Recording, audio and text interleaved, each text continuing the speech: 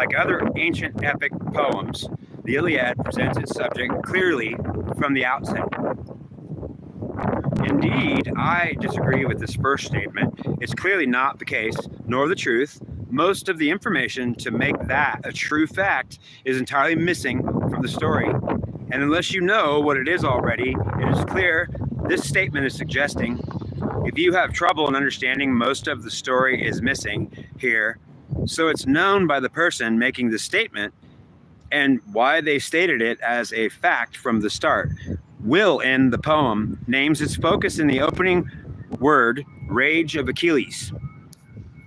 Menon, or rage, specifically the Iliad concerns itself with the rage of Achilles, how it begins, how it cripples the Achaean army, and how it finally becomes redirected towards the Trojans.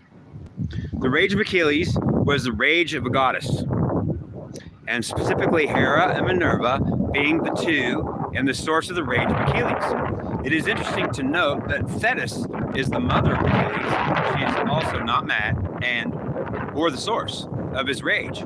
But because Achilles is a demigoddess and not a demigod, as his father was a mortal man, they don't mention key information to the entire story, and the most important facts are entirely missing, utterly removed.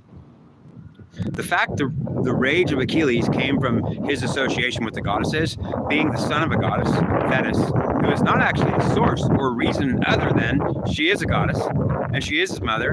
And in fact, the rage and the direct cause, in fact, the Iliad utterly fails to provide critical information, and the entire Iliad was written to present a story which was promoted which was going to be promoting and promoted an up-and-coming Greek and Roman society.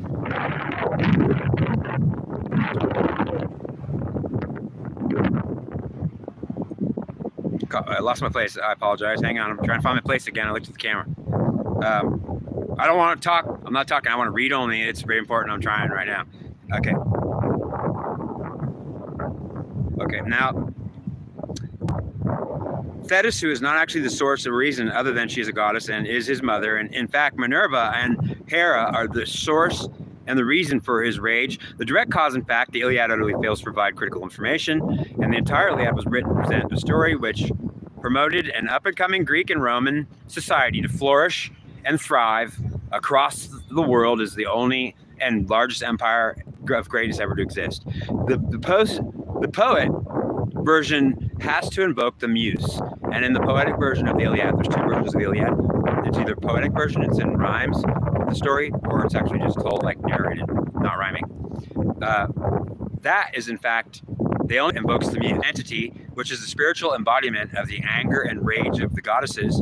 And the fact Achilles is a crucial reason for the successful sacking of Troy. For without Achilles and his righteous rage, there is no victory for Agamemnon.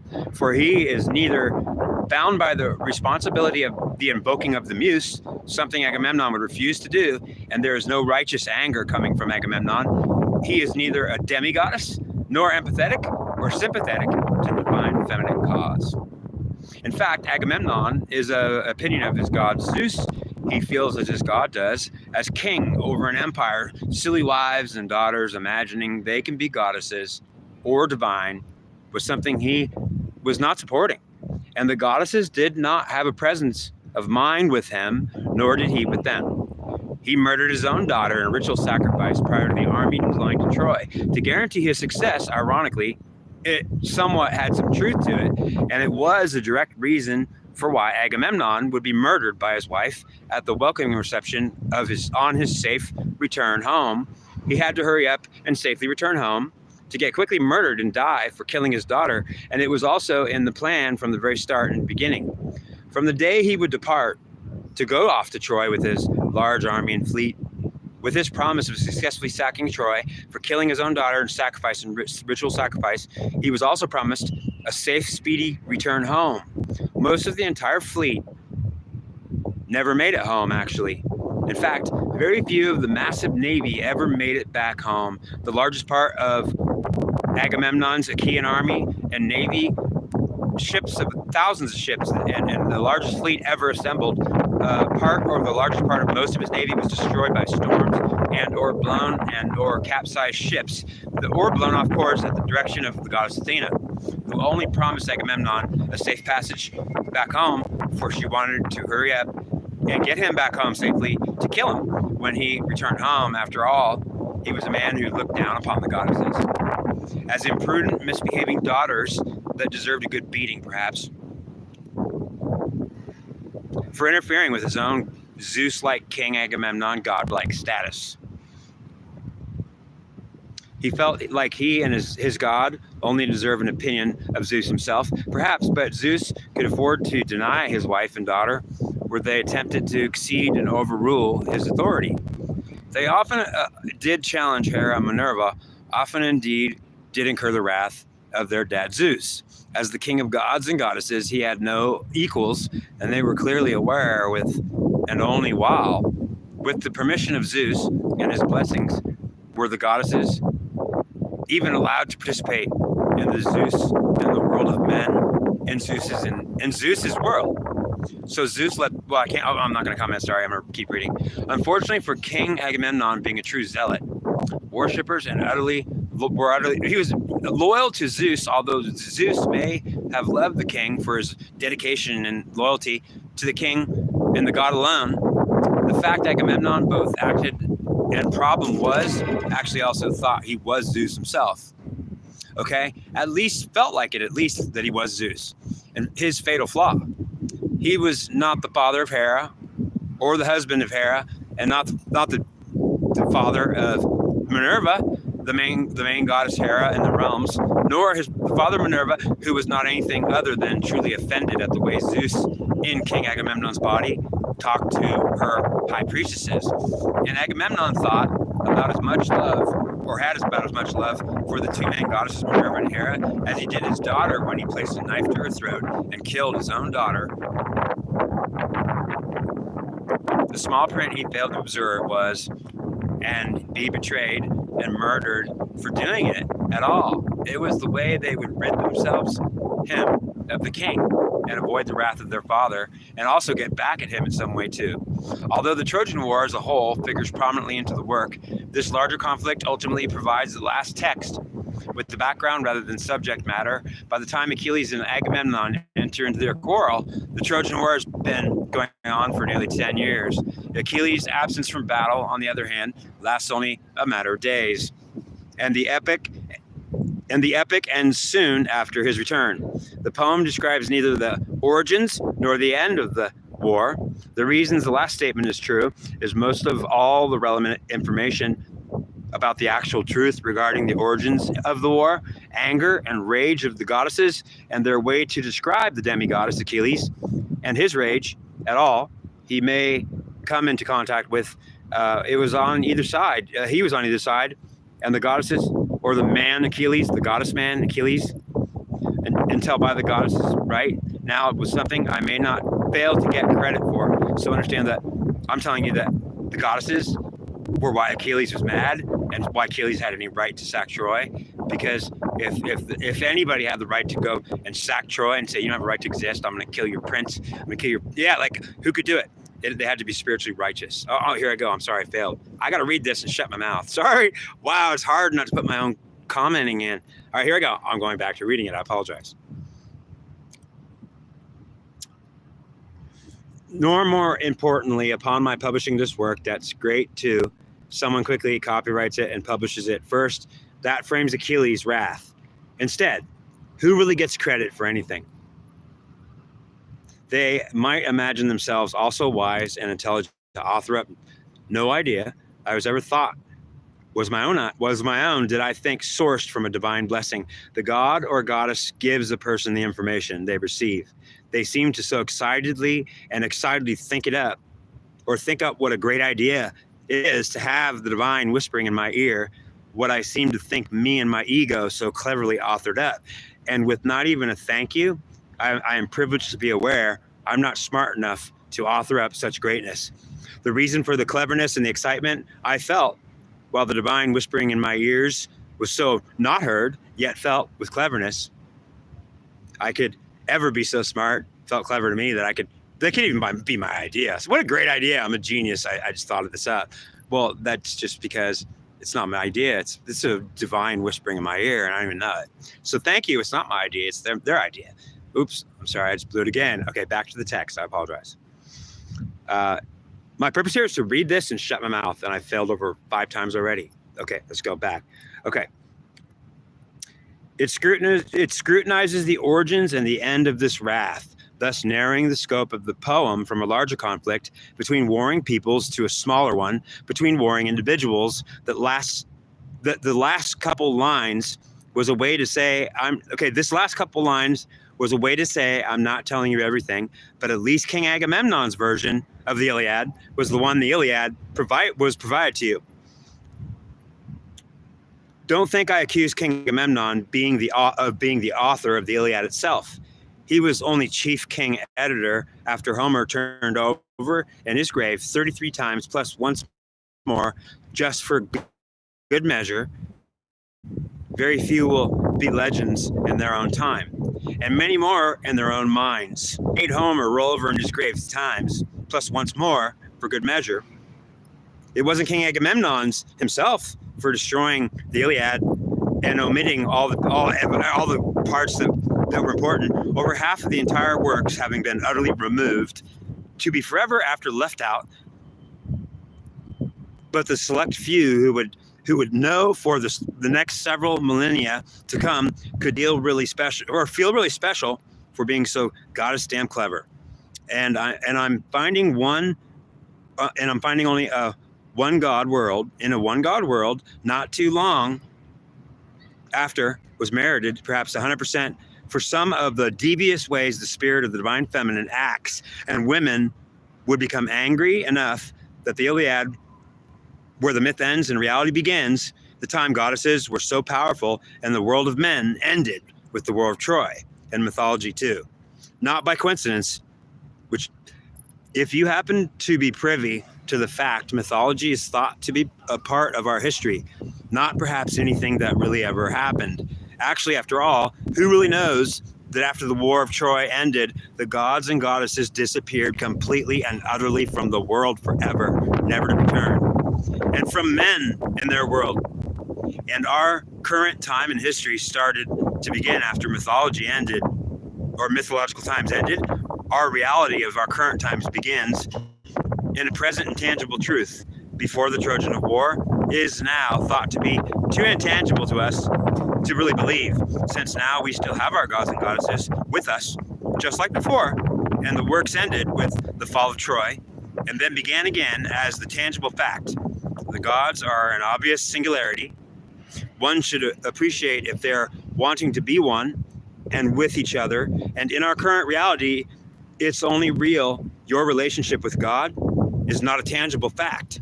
And if you claim it is, you must be crazy. Because now we have our relationships with our singular God without him, with him, or our idea of the memory of him, which comes from our imagination and without a witness. Should we consider we accept it?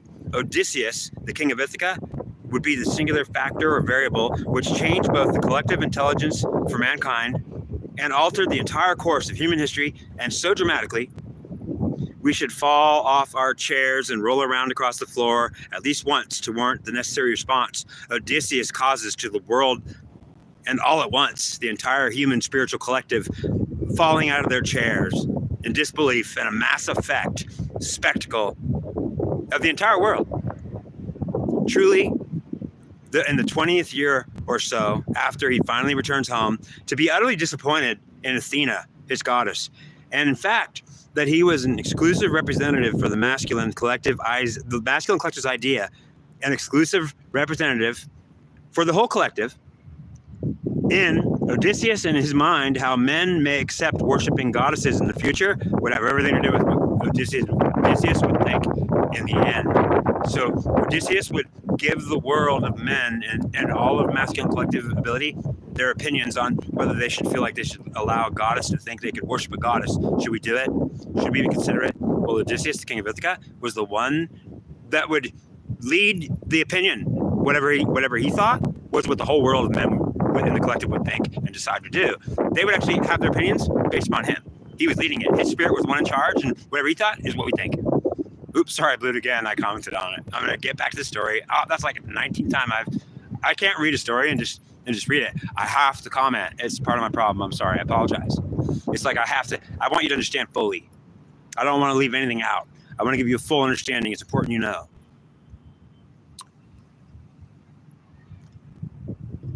Worshipping a goddess as their god, only he would be doing, and perhaps a handful of others, men selected to have a goddess as their god. It was supposed to be Odysseus and his kingly greatness, the king of Ithaca, that would lead all men to finally agree and see that Athena and the goddesses are approved by that king of Ithaca. That leading element of the entire collective of the world of men is our god. I mean, ultimately, he's worshiping Zeus. That's how we worship God. Our god Zeus is through the king of Ithaca. What do we think, man? What's my opinion? I don't know. Ask the king of Ithaca what he thinks. That's what our opinion is. Whatever he thinks is what we think. Whatever he wants is what we want. Ultimately, are you kidding me? You're just the king of Ithaca? Yes, and he's Zeus, the god. Oh, we love him too. Ultimately, yeah, it was great. Oh, there I go again. I messed up. Sorry. Years find another king to join the masculine and feminine collectives to get together.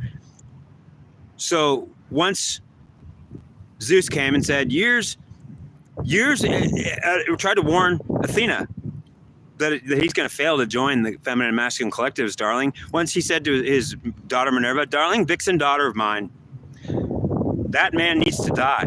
And Neptune in particular would insist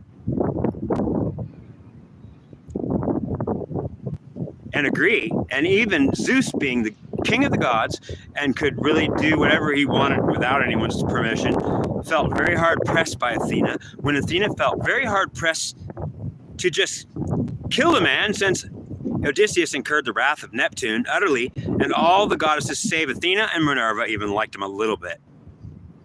But thanks to the respect Athena had for Daddy was not going to insist his daughter's dreams and all her work was going to get flushed on the toilet. So they put into this truly tragic and sad story of how it all went so ironically terribly bad and how it ended with a failure so completely guaranteed to happen and to have not been actually foreseen by the goddess Athena herself, and Minerva failed to see this, but in fact reveals failed to be actually foreseen by the goddesses, and even Zeus failed to see a lot.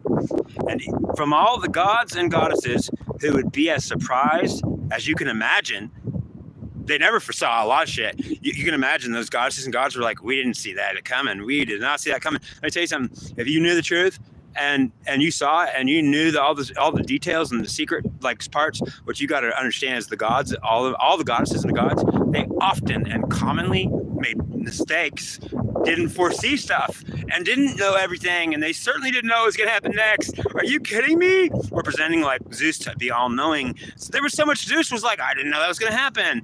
Athena made so many mistakes. She's like, I didn't foresee that. And understand that Odysseus was just a man. Oh, here I go. I'm commenting. I'm stopping myself. It doesn't matter how valid I am. I'm stopping myself to say, I apologize. There, I did it again. I'm going back to the text and shutting my mouth because I got that. This is what I'm trying to do.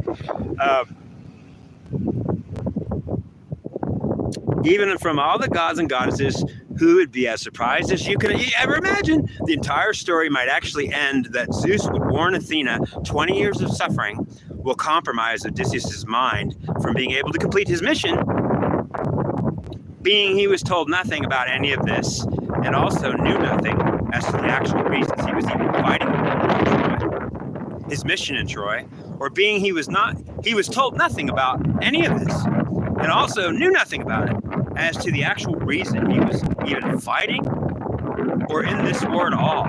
He thought his mission was to be a king. So, even as his equal, as it came to it, the mighty king of Ithaca had a soft spot for goddess mommies that were actually divine.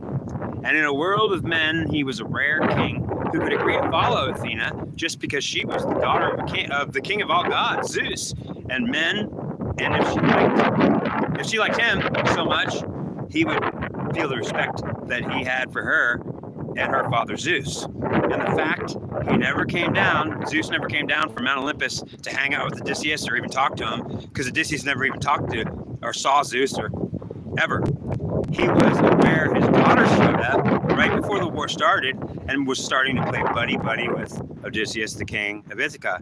And in fact, she's the one that got him into the war in the first place. So the king of Ithaca had its deserts and rewards. Athena, the daughter of Zeus, is almost as good as it was almost as good as if Zeus came down himself, as he never did find out why Athena seemed to be the only one. The only way that he and Zeus could be together and relate was through she. She led him to believe that it was Zeus that she was trying to help. And so Odysseus thought his apparent reason to have a goddess, or now listen to Athena during this whole story, you'll observe that literally the king Odysseus is talking and following Minerva, and Athena, the entire story of Iliad, presents his relationship with goddesses as if it's normal. But men didn't follow goddesses, only he did. And he was the first one to, and the story doesn't mention that either. Now, instead of a god for Athena and Odysseus would become like, Athena and Odysseus would become like soap and water.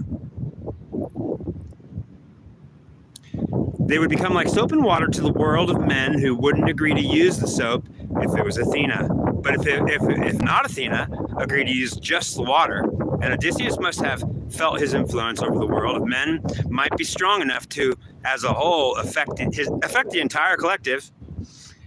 He might be the reason men are willing to pick up the soap. He might be the reason men are willing to pick up the soap and water and wash their hands and follow the goddess too. After all, if Odysseus would do it, then men would do it. If Odysseus would agree to it, it could even be possibly done, for men did not worship goddesses in Troy. According to Athena, they just couldn't tell the difference between. So understand, the men in Troy did not worship goddesses. That's why they were being destroyed. Why were they destroying Troy? Because the Trojan men, here I go, I'm messing up again. The Trojan men in Troy, they loved Zeus and they were honored by Zeus, and Zeus loved them. They were his favorite, but they stopped worshiping Athena, even though they had Athena's temple.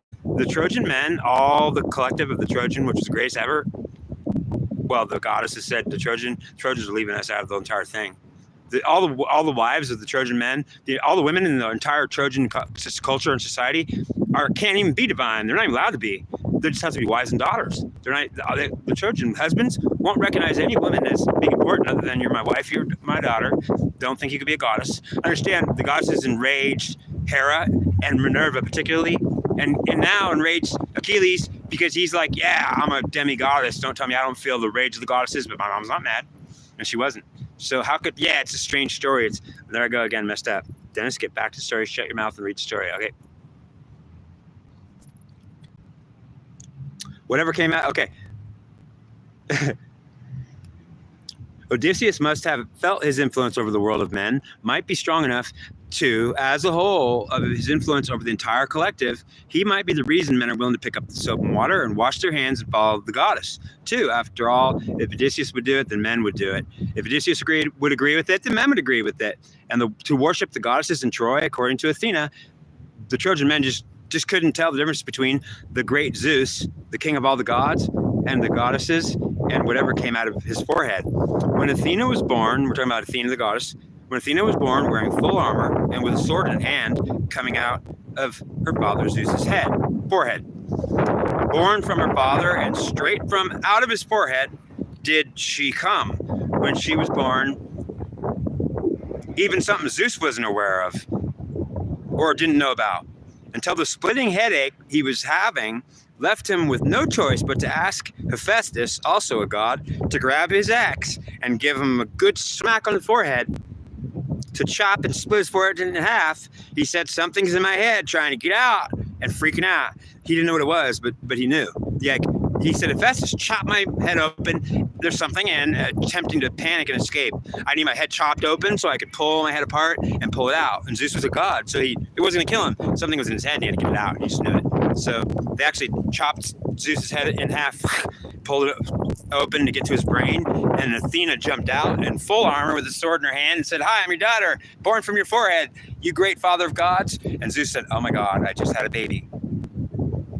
I didn't know. Like, you didn't know your daughter came out of your forehead? Hell no, I had a headache. I had no idea she was coming out. I knew something was coming out. So he's like, you're a god and you didn't even know. Whoops, I'm messing up again. Read the story, shut your mouth.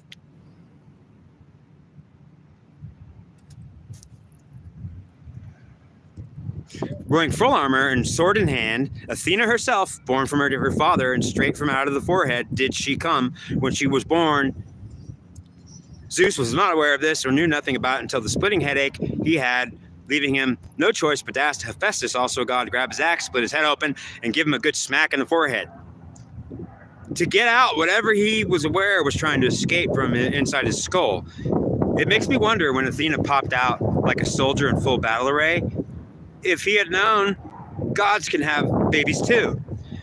Or he was the first to know, perhaps. But Odysseus was so traumatized by the instance of Neptune being so mad at him and not even knowing any of this, who had Zeus's full support, and insisted if Athena is going to throw such an unrecoverable fit, if she can complete her old high school project she had been working on for years, goddess accepted into the world of men by Odysseus, the king of Ithaca, said it's okay to do, because he said it's okay. In other words, Athena needed Odysseus to be somebody important in the world and return home safely and rule the world again. Odysseus has to return home safely, and then I'm a goddess, and the man, Odysseus, the greatest man, the greatest king of Ithaca, he's gonna like tell all the men in the world it's okay to worship goddesses.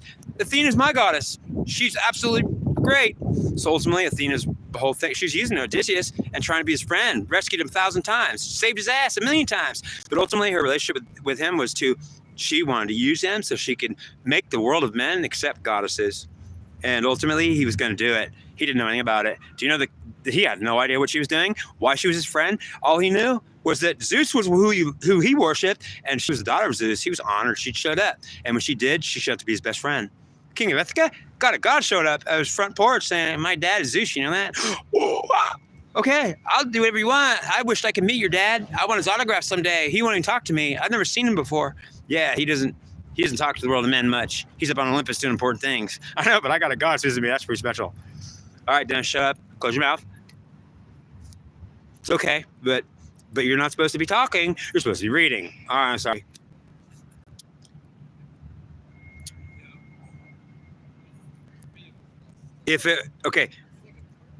Athena is going to throw such a fit now because they're telling him to kill. They want to kill Odysseus and say you have to start over and find another king. I worked with this guy for years. He's finished. I mean, he's going to do it. He trust me 100%. If we can get him home, he's going to like tell the whole world and like goddesses are good. They're awesome. I trust Athena. I have a relationship with her. She's it's okay. We could do it, man. Well, ultimately that would have happened. What was the point of the whole Trojan War? The whole conflict, what was the origins of why it was fought? Because Athena and Minerva wanted Odysseus, the king of Ithaca, to be buddies with them, and they were going to gain his trust. They were going to gain his friendship. They were going to save his life, and he was going to have a connection with the goddesses so tight. That was the whole point. And then be the first man to say goddesses are great, but don't tell me they're not. Don't tell me they're not excellent. And ultimately, if they could get him to love them, utterly trust them, and then go home safely, the goddesses were guaranteed to know that man is going to make the men in this world, every last one of them, agree that that women should be important and divine, and get down on your knees for Odysseus says, get down on your knees for that goddess. She is coming in your house. Get on your knees, and ultimately the men would say, no, yeah, okay, because don't you dare not get on your knees. That's a goddess in front of you. That's the daughter of Zeus. You respect her. Oh, really? Okay, I was gonna tell her to screw off. That's what King Agap. Don't you? Yeah, ultimately. Oh, screwing up again. Sorry. Here we go. Back to the story. Damn it! I can't freaking stop. All right. If King Odysseus said to the men of the world, okay, men, it's okay to do so, worship the goddesses, do it to it, men. Something only he could say to change this world. And that it's okay to worship goddesses to all men collectively who would actually trust him with their own lives, and his opinions would be their opinions. Or I do not guess this. It is more likely that he gives us the word. He did not say it. When he arrived home, he was highly distraught about Athena not being of much help. So during the 20 years that he suffered, because he couldn't get home for 20 years, and Neptune, tortured him. Neptune, the god, followed Odysseus around and like hurt him, made him trip on the rocks, like let the riverbed dry up. Like Odysseus like suffered such a hardship the whole 20 years. Like a god Neptune was falling around saying, I can't kill you. I promise Athena, you're not dead, but don't think you're gonna like have 1 minute of joy. You will suffer every day. And ultimately Odysseus was tortured by the Neptune goddess or the Neptune god, and didn't know. He was not aware that all this hardship was Neptune, with Zeus's approval, Neptune saying, I want to kill that man. I need to kill him. And Zeus saying, I know, but Athena is trying to spend, we can't kill him. Athena's my daughter. She's a goddess. She's going to flip out. Like she says that she loves him. We can't kill him, but then what are we going to do? I want him dead. Well, then I understand when the god Neptune is telling Zeus, I want that man dead. I don't care what Athena, the goddess, thinks of him. Well, I mean, Zeus is saying, okay, we can kill him. But then Athena's saying, you're not going to touch him. I'll kill you, Dad. I'll kill myself. Get away, Neptune. Get away, Uncle. Like she was willing to actually fight or kill herself. Or she was going to flip out. You can't take my best man. I love that man. I love him, and he's a man. He's the only man I ever loved. He loves me too. Ultimately, okay, fine, daughter. You're saying you established a link with one man successfully on the earth so deeply that it's the best connection and the deepest connection you've ever had with a man on earth. The deepest and the highest and the best and the greatest, and it's the full great. He trusts me 100%. I trust him 100%. He would do whatever I ask utterly and even die for me. Okay, but what about you? I would die for him. Dad, you're not going to touch him.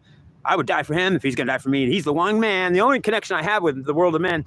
If you destroy my one connection with him, Dad, Uncle, Neptune, God, I'll kill myself, and I mean it.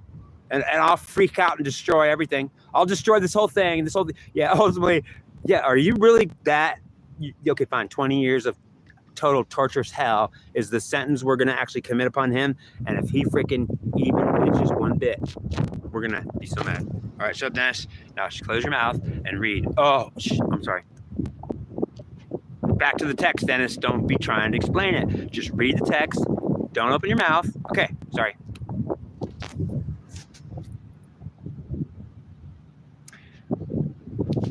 He gives us the word and the opinion.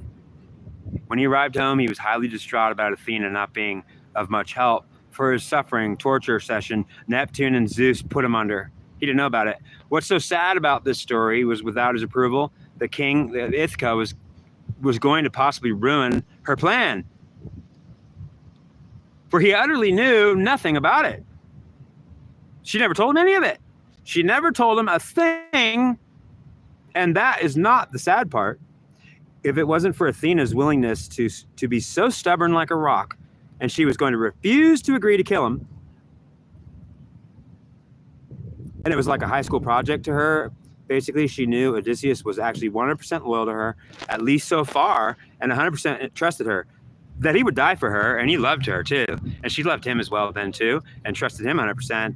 Athena's one connection with the world of men was going to be through him.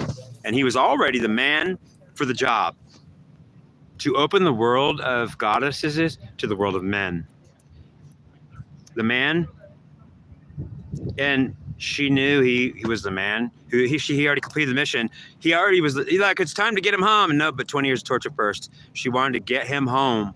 But unfortunately for everybody involved, for him sticking a two-handed sword into the son of Neptune's eye, or Poseidon, if you want to know, or see it differently, if you feel the same, Odysseus was going to have to pay a high price if he wasn't going to die instead. Neptune was mad. The god Neptune was furious and said that my son only had one eye, and he could have forgiven him, but he didn't have one eye left to see with, and now he was totally blind and crying bloody murder to his dad, a mighty god. Odysseus had his own side of the story, which he could never tell. What did you expect me to do? He was going to eat me and my men, for we were on his next up-and-coming dinner menu, and we were the main course. He didn't know when he killed a Cyclops, or when he didn't kill him. He stabbed a Cyclops in the eye. Odysseus did. Cyclops captured him and his men. We're going to eat him. So they were imprisoned in a cave with the Cyclops saying, I'm going to eat you. First one for dinner. Next one tomorrow, I'll save you. Stay there. Like, they're going to get eaten. And they're like, what do we do? We don't even know who this Cyclops is. He's got one eye and whatever he is, but he was a giant. So he was way bigger than them. When he fell asleep, they got him drunk because they had a bunch of alcohol on the ship. When he fell asleep, they stabbed him in the eye with a two-handed sword. So when he woke up, he was blind. He only had one eye. And he was the son of the god Neptune or Odysseus, or Poseidon, if you want to see it differently. All right, Dennis, remember what you're doing here. Oops, sorry. Talking again. I have to get back to the text. All right, Dennis, shut up. Cover your mouth. Read the text. I'm doing it.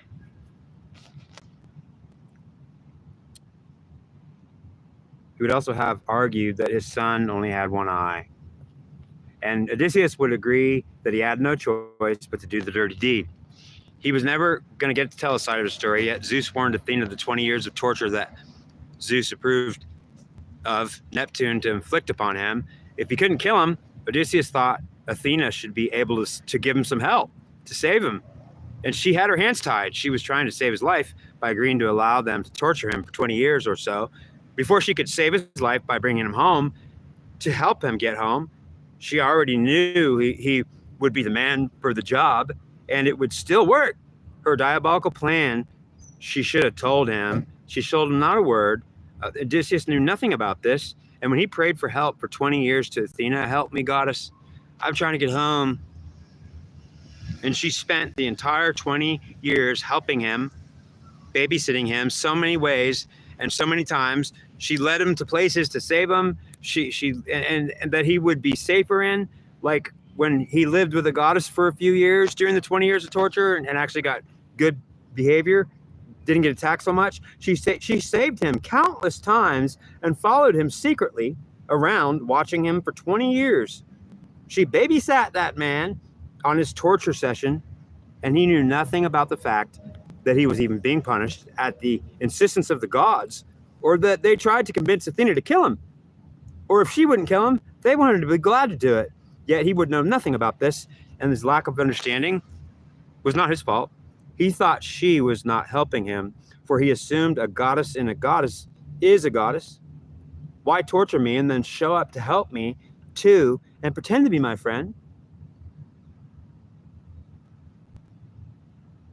Yet fail to point out and point me home, or guide me home, or give me a map home, or return home safely to my family and friends. For 20 years, she helped him stay lost and wouldn't help him get home through thick and thin, and absolutely throwing a potato at him once in a while, or brought him a glass of water when he was dying, literally, in the desert of thirst. At least 46 times he was about to die during that 20 years. She showed up in person to save him from certain death. All he saw was that she had the power to show up in person, but not enough power to give him a simple map and a way home. He would think and feel the reasons for it all was she is a deceptive, backstabbing goddess who wants to keep him alive long enough to almost kill him and then save him when on the brink of death, so he could say thank you for saving my life when I was on the brink of death. Don't you know it's only 20 years of the shit you have to endure? Well, he didn't know. She hadn't told him that either. He did not know he was under 20 years of punishment. He thought he was never coming home. It was going to be 20 years before he was going to be allowed to even return home. He was not told anything, except he didn't even know anything about 20 years. He was trying to get home, and it would take 20 years. If he got home before, he'd be dead. They would kill him and dispatch him immediately. So he thought he would never get home. He was not thinking, I have to do this for 20 years. He was thinking, I'll never get home for the rest of my life. He didn't even know anything about anything. When Athena finally did bring him home, he had a lot of time. Once he got back, that he had to kill 100 men. And after he returned, he killed all the suitors that had moved onto his property and into his house, eating his sheep and trying to marry his wife. A final obvious reason he may have decided that Athena, the goddess that wanted to have permission through him to rule the world of men too, was really a very bad bitch from hell, and no goddess he would ever agree to worship again. Or worse, he wanted nothing to do with her ever again. The crazy part of this is she failed to foresee any of this. 1,000 reasons to tell him the truth, might have been how it never would have happened or had come to this, to just this bad. How bad it actually ended and became after he killed the suitors and had to utterly reclaim his own property and his wife without any apparent help from her. He would make the final fateful decision that would change the course of human history forever. He utterly regretted having ever trusted a goddess as his helper or his protector or his guide, and thought all women, if even possibly possessing any amount of divine quality, are only for the worse, shouldn't have any. They're only for the worse off, for dare God forbid they are allowed to actually do it. Odysseus was the deciding factor as to whether men would decide to even consider it possible to allow it to be something they would ever accept, worshiping goddesses or allowing to be divine. Odysseus thought, when Athena visited him one last time, after the war of Troy, after 20 years of torture, Odysseus gets home, and Athena didn't help him. When he got home, there was hundreds of men living on his property, and they were trying to court his wife. They thought he was dead. It had been 20 years. There was men camped on tents around the house, and they were eating his sheep for free. He was losing his livestock, his business. They just had all these bloodsuckers that were saying, "It's been 20 years, and your husband's gone. You should marry again." And the wife was trying to just avoid it. She didn't want to marry again. She said, "I don't want to marry anybody but Odysseus. He's the only king I ever loved. If he's dead, I don't want another husband." And they were pressuring her to remarry. She was just stalling, and she stalled for 20 years while people camped in tents outside in front and wanted to be her husband. They even ate her animals, ate her sheep, hunted on her property, and took all her resources up. They were killing her husband's business. And because he was like a farmer, livestocker. Odysseus had so many animals and property, and he got home, and all these people were camped at his house, hundreds of them, men that were trying to pressure his wife into marriage. And he said, "Oh my God, what's this?" Well, he would have to fight himself, by himself, single-handedly with a few of his friends. He would have a few fighters with him. He had to kill like hundreds of men. The odds were so against him to even be able to do it. But he had the help of Athena in many ways and didn't know it. She helped him win those fights. He didn't know. See, it's a sad story because Athena was so impressed to say, "I've got to help him win so that he can approve of me as a goddess, and then I could literally." Goddesses will be accepted. Men are going to say goddesses are divine. We'll get on our knees for them. Do you know that men don't do it today? Men will not bow down to Athena. They will not bow down to Minerva. They will not bow, women are not getting, the goddess themselves. Men will not bow down to them even today. No, they're not divine. Odysseus declared to the world of men, he was the one who did it. He said, "Those goddesses, we will never recognize them. I'm sorry." Athena showed up to him one last time. And I understand how sad this story is, because Athena was trying to help him so much. She saved his life so many times. She made it easy on him so much because she followed him around. She gave him water. And as Neptune tortured and took his water, she would come back and put it back in. So it was like he was being killed and tortured by a god who couldn't kill him. And she was being saved by a goddess who he couldn't even, like, "Why can't you save me and bring me home?" "Well, I can't explain it to you, but like here's a gallon of water if you're going to die. But like, I got to go now. Love you." And ultimately, like, won't let me get home, but she brought me some water when I was dying of thirst. Ultimately he said, like, I don't know, she's crazy.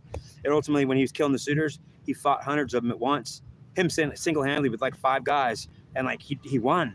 Like, he was ultimately an awesome fighter, maybe one of the best. He was an awesome bowman. He had the gods on his side. I mean, he was a godlike man, Odysseus was. He was extremely a battle-hardy man that could kick ass, and he could fight, man. And ultimately, he could take 100 men, him and his like 5 dudes, and he did it, and it was very dangerous. He could have died, and ultimately they were kind of scared. He could defeat him in spirit, and they couldn't really be fighters, so he could beat 100 men by just attacking their spirit and making them scared. He had a power of that much power. King Odysseus killed hundreds of men on his property in one day. He killed and murdered 100 men, and he prayed to Athena, "Please help me, or don't make me do this by myself." And ultimately, Athena was helping him. That's why he won. He didn't know. He was that much of a badass. He had the help of the gods too. The gods supported him. He knew the gods supported him. He thought the gods were helping him. That's why he was so badass. It was actually Athena. The gods withdrew their support from him. There was no help. The gods wouldn't help him, and Neptune insisted to the other gods, "Don't help him. I want him dead." So ultimately, it was sad because Odysseus Athena was such a hero. She was trying to help him. She followed him around. She did so much work to help him and save his life. And like he utterly looked at her like she was a witch and a bitch and from hell, because he thought like, don't tell me I can't see what's happening. You're not even helping me come home. You wouldn't do it for 20 years. You're a goddess. You're like not trustworthy at all. You saved me just to let me die again, just to save me again. And she never would explain to him any of this. She showed up at his house one last time to say, Odysseus, you're home, you're safe. So she waited till he was home. He killed all the suitors, moved back in. He came to his wife. She didn't even recognize him. Odysseus' wife did not even know who he was when he walked through the door. He was old. It been 20 years. He walked through the door, and his wife said, what do you want? Like, she was scared of him, like, who are you? And he said, hot wife, it's me. She said, who are you? It's Odysseus, your husband. She looked at him and said, no, you're not my husband. Like, you're an old man. What do you want? Why are you in my house? I am Odysseus, your husband. Remember me? My husband looks nothing like you. You're not my husband. He was so worn and torn with age. Neptune had torn him up. He aged so badly. He looked like an old man. He was all gray. He had long hair. He looked like a wild man. And Odysseus' wife didn't even recognize him. She scared the hell out of him. He walked into his own house, went into his wife's bedroom, and she saw just some stranger come in, and he was an old man. Old man. She certainly wasn't attracted to him. She certainly thought he was a man who took a beating. Like, you look like you had a hard life, old man. It's your husband, Odysseus. Wife. No, it's not. Wife. And she tried to convince her. She said, no, you're not my husband. My husband looks nothing like you. And he said, look at my scar. He has a scar on his leg. Look at my scar. And so the story goes, she saw the scar on his leg. It was him. Well, there was a big, large battle scar on his leg, and she had tended the wound. It was a severe leg wound, and it was like a weird, cutted, jagged, kind of really, like unusual cut. So she spent like a whole day or 3 days on that wound, tending it to save his life, and she saw it. He showed to her, honey, do you remember this is my leg? See the scar? It's me. And she looked at it and said, oh my God, it is you. That's the scar. That's the leg of my husband. And ultimately she looked back up and said, oh my God, what happened to you? Oh, I missed you. And she hugged him and thought, you've had a terrible hard time. You don't even look like my husband anymore. My God, you look like you've been beat and raped and everything went wrong. Yes, darling. And Athena came to him after that and said, she expected that he would be okay. Like, she expected, now you're safely home. You return. And he was so mad at her. You dare show up here, Athena? Athena, you never helped me for 20 years. I prayed and suffered, and she wasn't going to tell him. That was Neptune insisting everything. Like Athena, why did you not tell him? If she just told him the truth. But he didn't know it. So that was it. He said, Athena, not only will I never recognize you again, but you tortured me for 20 years and you wouldn't let me come home. And then you saved me and kept me alive so I couldn't come home for 20 years. You tortured me 20 years. You're the worst goddess I ever knew. And I get out of please go. Go away from me. I will have nothing to do with you. Your father, I honor him. And I honor you so much as leave me. Leave my presence. And she was like she expected that he was going to be okay. She didn't tell him the truth. If she's told me, he might have said, oh my God, I didn't know any of this. No, but the story goes, why did the goddess not tell Odysseus the truth? Which could have alleviated the entire story's tragic end. That's the most key and important factor of this entire story and the end of it.